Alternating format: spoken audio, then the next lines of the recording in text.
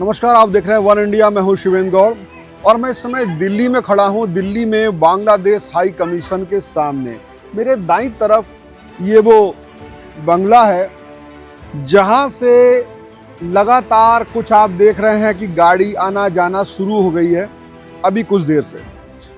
ये तस्वीरें हम आपको साइड में दिखा रहे हैं, लेकिन इसमें ये क्या हुआ है, इसकी वजह ये है कि आज बांग्लादेश के अंदर में जो वहाँ की इंटरनेशनल क्राइम्स ट्रिब्यूनल है, उस कोर्ट ने बांग्लादेश की पूर्व प्रधानमंत्री शेख हसीना को फांसी की सज़ा सुना दी है।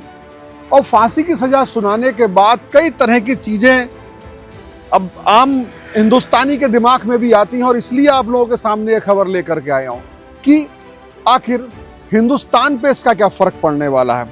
वो इसलिए पड़ने वाला है कि शेख हसीना भारत में शरण लिए हुई हैं, और ये शरण लेने के मायने ये हैं कि जब किसी देश के राजनीतिक को उसके देश में वहाँ पर अमानवीय कार्यों का, हत्याओं का आरोप लगा करके और फांसी की सज़ा सुना दी जाए, तो जिस देश में प्रत्यर्पण या प्रत्यर्पण की समस्या आ जाती है, जिस देश में वो नेता शरण लिए होता है, वहाँ पे राजनीतिक उथल पुथल शुरू हो जाती है। क्योंकि भारत बांग्लादेश के रिश्तों में अब थोड़ी सी खटास तो आई है, लेकिन रिश्ते चल भी रहे हैं, काफ़ी कुछ चल रहा है। वहाँ के जो अंतरिम सरकार के प्रधानमंत्री हैं मोहम्मद यूनुस, वो जब आए थे तो नोबेल पुरस्कार विजेता थे। काफ़ी उम्मीदें थी बांग्लादेश को।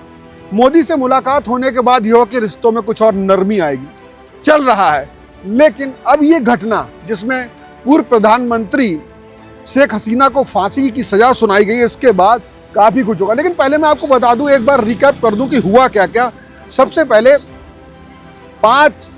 लगभग जुलाई अगस्त में बांग्लादेश में हिंसा हो गई, शेख हसीना के खिलाफ हिंसा हो गई, पूर्व प्रधानमंत्री जो हैं। और वो हिंसा इतनी बढ़ी, उसके पीछे तमाम कारण थे।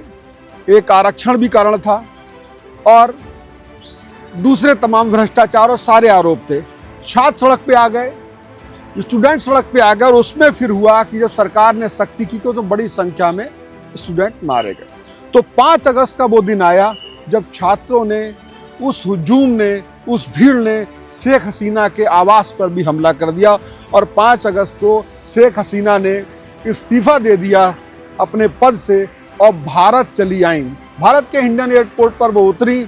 उसके बाद अब वो लुटियंस में एक सेफ हाउस में भारत में रह रही हैं। भारत ने उन्हें शरण दी है। उसके बाद जो अंतरिम सरकार बनी बांग्लादेश में, उसने संसद भंग कर दी। जो राष्ट्रपति वहां पर राष्ट्रपति शाहबुद्दीन थे, उन्होंने संसद भंग कर दी। हालांकि बांग्लादेश का जो संविधान है वो इसकी इजाज़त नहीं देता, उसमें कई समस्याएं हैं, लेकिन ऐसा हुआ। और भारत की जब भारत आ गई शेख हसीना, तो वहाँ की सरकार ने बांग्लादेश की शेख हसीना का पासपोर्ट जो है, वो डिप्लोमेटिक पासपोर्ट जो होता है, वो रद्द कर दिया। अब इसके करने से कई स्थिति पैदा हो गई। मैं कुछ देख रहा हूँ क्या क्या तरीका है। तो इन पर जो आरोप लगे हैं वो है, हसीना के ऊपर आरोप लगा है सत्ता का दुरुपयोग, दूसरा बड़े पैमानों पर मौत की जिम्मेदारी, भ्रष्टाचार, मानवता के खिलाफ अपराध, और ये सब चीज है। तो इसलिए ये सब चीज़ों का वहाँ सुनवाई हुई, और सुनवाई होने के बाद में उनको फांसी की सज़ा सुना दी गई। अब सवाल ये है कि होगा क्या। देखिए, ऐसे मामलों में आपके दिमाग में आता होगा क्या शेख हसीना को, चूंकि भारत और बांग्लादेश के बीच में प्रत्यर्पण संधि है, और वो संधि जो है वो यानी कि अगर वहाँ कोई अपराध करता है और भारत में आ जाता है तो उसको भारत सौंप देगा, और अगर भारत का कोई अपराधी बांग्लादेश में जाता है तो वो यहाँ सौंप दिया जाएगा। लेकिन आप कहोगे इस मामले में क्या शेख हसीना को भारत सौंप देगा? तो इसमें पेच है, क्योंकि जो ये प्रत्यर्पण संधि होती है, इसमें अगर कोई राजनीतिक प्रताड़ना के तहत उस पर आरोप लगते हैं और उस स्थिति में ऐसे केस लगते हैं, तो वो बाध्यकारी नहीं होता। आपको इंटरपोल नोटिस की भी बात अगर होती है तो वहां पर भी यही बात है। वहां पर भी यानी राजनीतिक प्रताड़ना का कोई व्यक्ति होता है तो उसे भेजा नहीं है। तो आमतौर पे जो विश्व में ये सिस्टम है कि जहां पर डेथ पेनल्टी का मामला होता है, वहां पर प्रत्यर्पण लगभग ना के बराबर होता है। अब प्रत्यर्पण हालांकि वो सरकार के ऊपर डिपेंड होता है, लेकिन यहाँ पर सरकार के सामने कई और चीजें भी होंगी कि जिस तरह की भू राजनीतिक परिस्थिति है, जियोपॉलिटिकल चीजें हैं, वहां बांग्लादेश को साधना भी है कई चीजों में।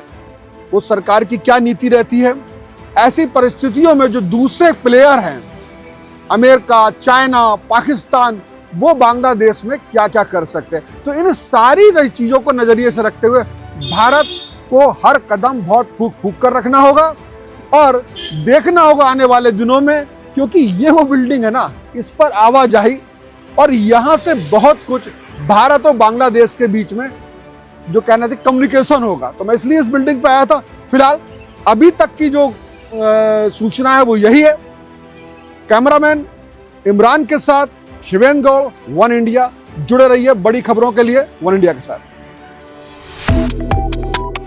Subscribe to One India and never miss an update. Download the One India app now.